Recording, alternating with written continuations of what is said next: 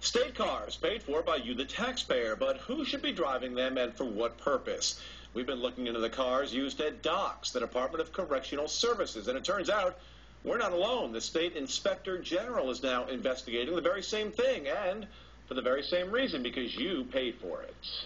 67 prisons, 67 superintendents, and 67 state vehicles for those superintendents. Why do prison superintendents need to use state vehicles? For the same reason that they always need. They're on call 24/7. Some of those cars are fairly new. The Department of Correctional Services confirms for me that last year 7 Chevy Equinoxes were purchased for superintendents whose state cars had gotten old. Jeffrey and Aubrey chairs the Corrections Committee in the State Assembly. Were you aware that most recently 7 new Chevy Equinoxes were purchased for the superintendents? I was not that year. Does that concern you? That would concern me.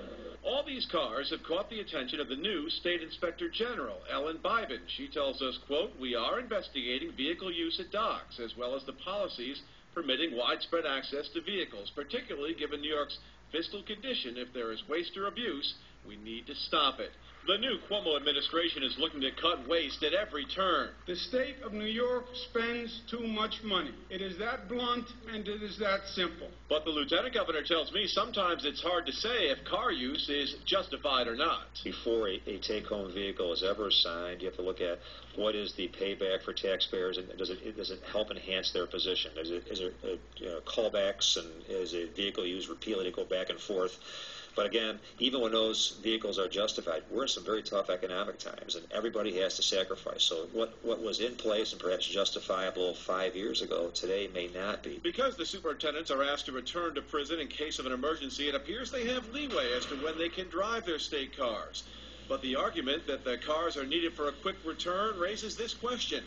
Is a vehicle paid for with taxpayer funds somehow more reliable than a personal vehicle? Does it have to be a state car? I'm sure they have reliable transportation of their own.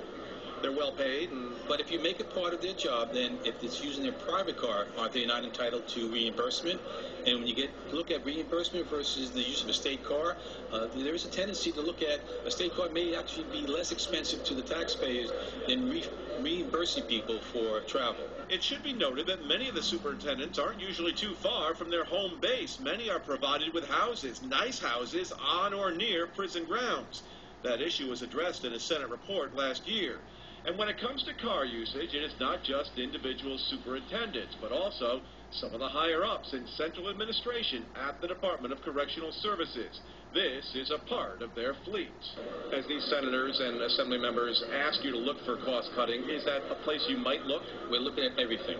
That is just one of them, but there's so many. We're looking at anything. As the governor says, everything is on the table.